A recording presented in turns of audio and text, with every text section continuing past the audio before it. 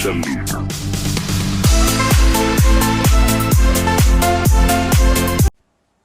teman-teman semuanya, perkenalkan nama saya Reza Fisesmita dengan NIM 220061173. Saya mahasiswa dari Universitas Negeri Padang dari Fakultas Ilmu Pendidikan dan dari Departemen Bimbingan dan Konseling. Nah, teman-teman, di sini saya ada tugas tentang asesmen BK non-tes, yaitu saya akan membahas materi tentang AUM umum bimbingan dan konseling. Nah, teman-teman, AUM umum ini terdiri dari 4. Yang pertama ada pengertian, tujuan, dan penggunaan. Yang kedua latar belakang dan pengelompokan masalah. Yang ketiga langkah-langkah pengadministrasian. Dan yang terakhir penyelenggaraan AUM umum. Nah, teman-teman, next ya, aku jelaskan materinya.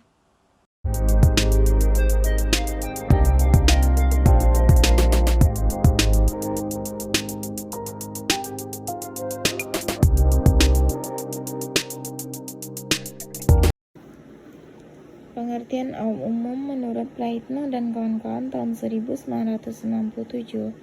Alat ungkap masalah AUM adalah alat yang digunakan untuk mengungkapkan permasalahan yang dirasakan seseorang atau peserta didik. Praitno mengembangkan 2 jenis alat ungkap masalah.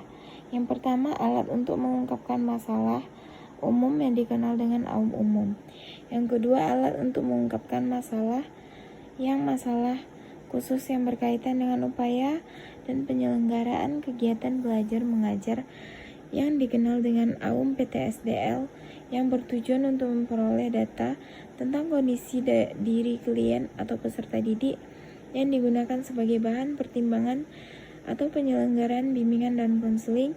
Dengan data tersebut, penyelenggara pelayanan yang diberikan oleh guru BK akan lebih efektif. Tujuan AUM umum. Tujuan AUM umum ini terbagi atas 3. Yang pertama untuk mengungkapkan masalah secara umum. Yang kedua untuk mendapatkan gambaran mengenai masalah pribadi dan masalah berat yang dialami siswa. Yang ketiga untuk mengetahui masalah kelompok di kalangan siswa sesuai dengan bidangnya. Penggunaan AUM umum, manfaat penggunaan menurut Gatina tahun 2016, halaman 135. Manfaat penggunaan AUM yaitu: yang pertama, guru BK lebih mengenal peserta didiknya yang membutuhkan bantuan segera. Yang kedua, guru BK memiliki peta masalah individu maupun kelompok. Yang ketiga, hasil AUM dapat digunakan sebagai landasan penempatan layanan BK yang sesuai dengan kondisi dan kebutuhan peserta didik. Yang keempat, peserta didik dapat memahami apakah dirinya memerlukan bantuan atau tidak.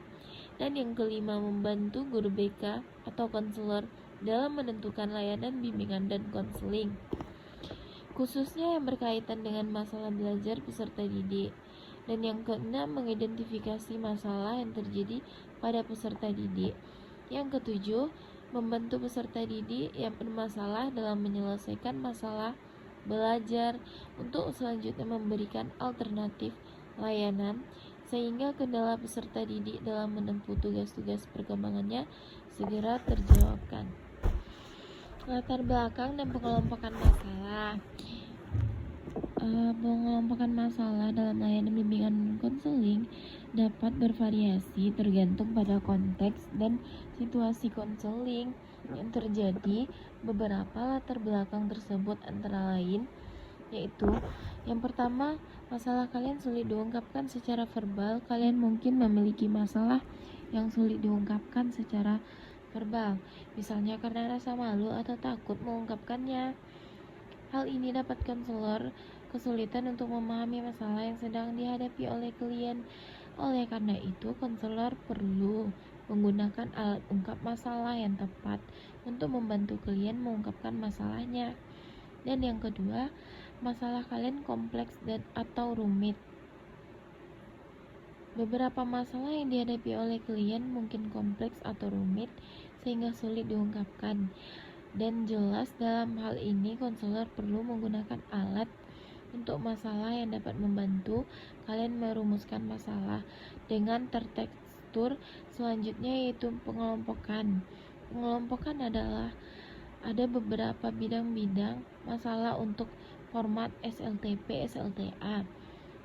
Mahasiswa dan masyarakat alat ungkap masalah ini didesain untuk mengukur 10 bidang masalah yang mungkin dihadapi oleh klien. Ada 10 bidang masalah tersebut yaitu yang pertama jasmani dan kesehatan atau JDK, yang kedua pribadi atau DPI, yang ketiga hubungan sosial atau HSO, yang keempat ekonomi dan keuangan, yang kelima karir dan pekerjaan, dan yang keenam pendidikan dan pelajaran atau DPD, yang ketujuh agama, nilai dan moral atau AM, yang kedelapan hubungan muda-mudi atau H dan M, yang kesembilan keadaan dan hubungan dalam keluarga, yang kesepuluh waktu senggang atau WSD. Langkah-langkah pengadministrasian penggunaan AUM umum memiliki prosedur yang harus dipatuhi agar hasil diperoleh memiliki tingkat akurasi yang baik. Prosedur penggunaan memiliki 3 langkah untuk persiapan pelaksanaan dan pengolahan hasil yang akan diuraikan. Yang pertama ada perencanaan, yaitu yang pertama menetapkan untuk sasaran dan jumlah peserta didik yang akan didapatkan layanan asesmen. Yang kedua menyiapkan buku AUM umum. Yang ketiga menyiapkan lembar AUM umum. Yang keempat menyiapkan dengan situasi tentang pencahayaan baik kursi yang nyaman. Dan yang B pelaksanaan, yaitu yang pertamanya memberi fireball setting sebelum mulai.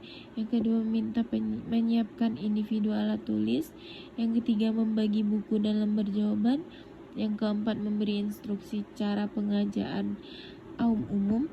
Dan yang kelima menginformasikan bahwa pengertian AUM umum perguruan tinggi tidak memiliki batas waktu, akan tetapi peserta didik meminta bekerja dengan teliti sesungguh-sungguh, cepat dan tidak membawa waktu.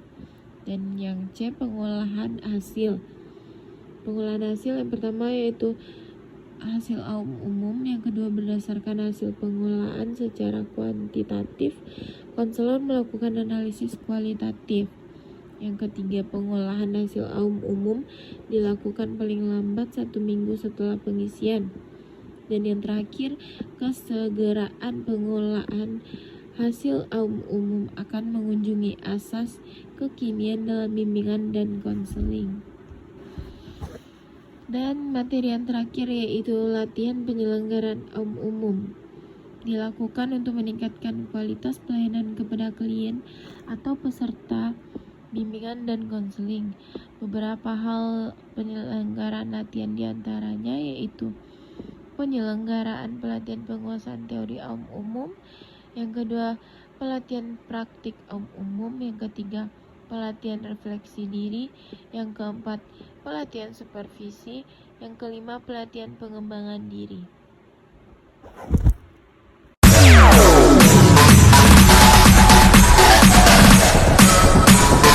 TikTok All Star.